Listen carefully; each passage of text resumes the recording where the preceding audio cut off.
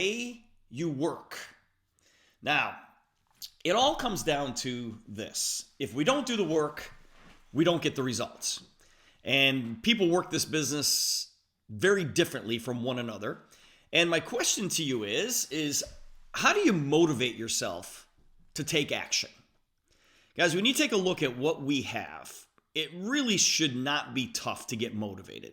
When you start to see the before and after pictures of people using our product and the results that people are getting with this, it's like, my goodness, it is almost impossible not to go out there and share this with other people.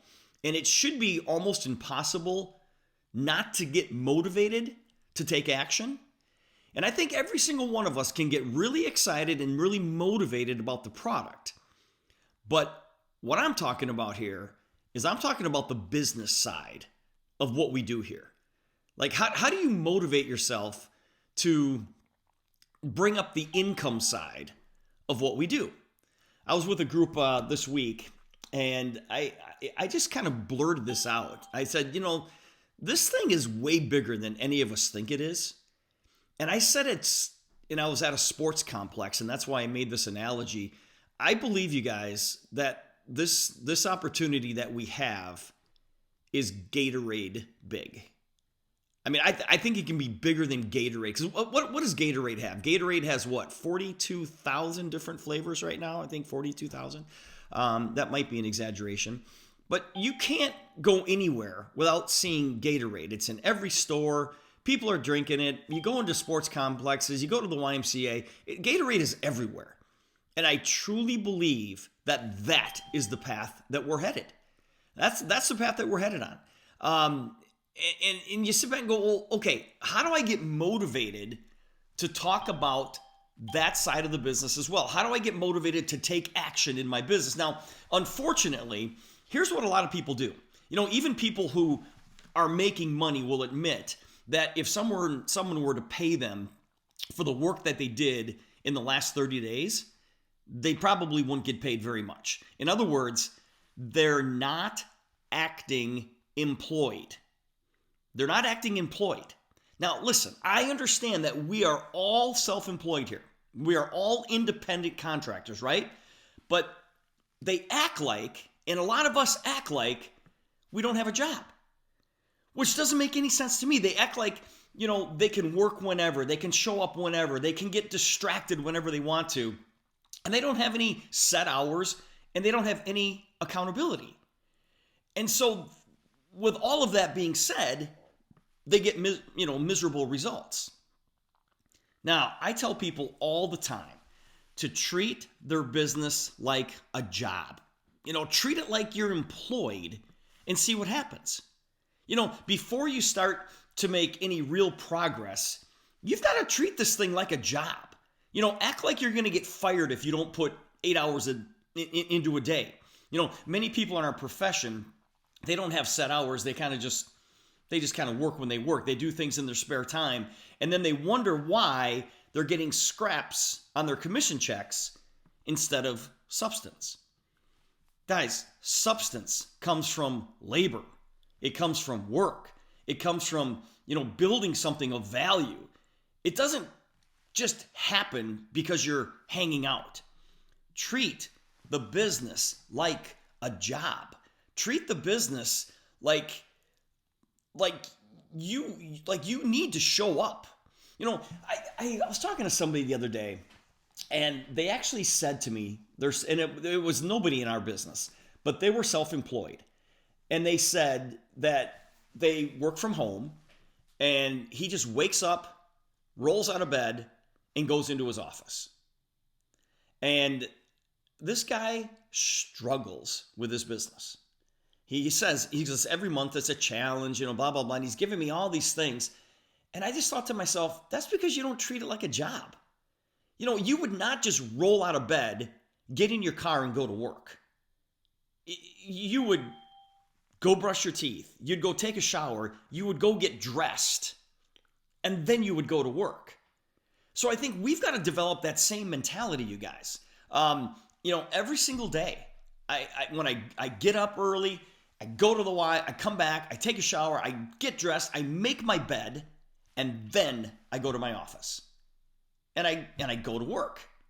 I think it's easy. It's really easy to just roll out of bed and you go, oh yeah, I work from home and I'm making calls in my pajamas. Would you do that at your job? Would you do that at your job? If you had to go in, would you just roll out of bed and go to work in your PJs?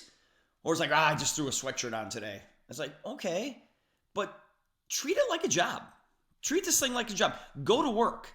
Employ yourself and let your calendar be the boss. If you don't do what you're supposed to do in a day, hold yourself accountable. Working a number of hours, it isn't a goal. You wouldn't call a goal to, like, if you had a job, you wouldn't say to yourself, okay, my goal today is to work 8 hours. It's like, well, no, because that's just expected. But in our profession, people think that working an 8-hour day is a goal. And I'm like, that doesn't make any sense to me at all. It's just a way for people to justify their action, whether it be good or bad.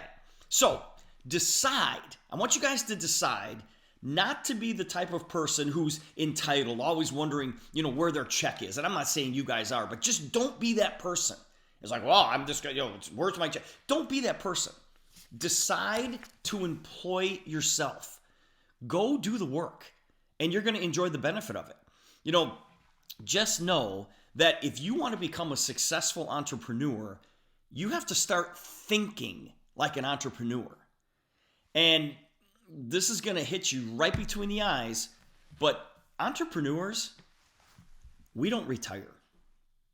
Entrepreneurs don't retire.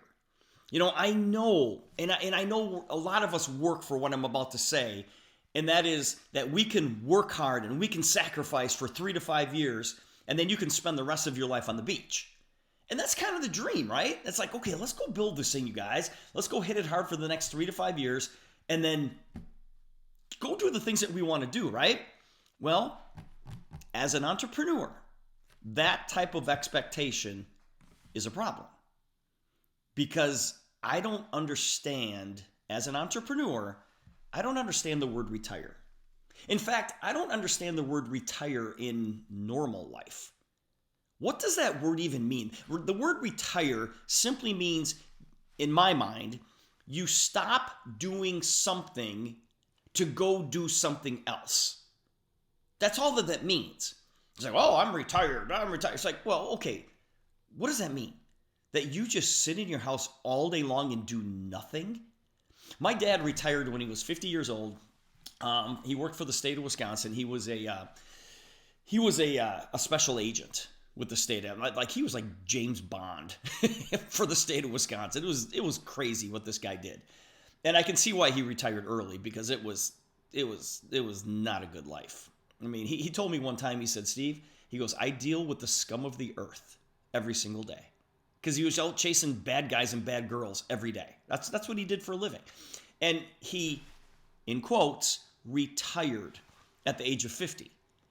And you know what he did 4 months after he retired from the state? He went and got another job. And he worked another 17 years. So retire doesn't mean anything to me. And I hope that doesn't mean anything to you. And especially us as entrepreneurs, we don't retire. See, I understand the concept of doing something that other people aren't willing to do so you can have things that other people won't have, that whole thing. I get that. But we as entrepreneurs, you guys, we're creators. We're fixers. We're fixers of problems. We are people who improve the quality of life around the world. And that isn't a 2-year project. It's an ongoing thing.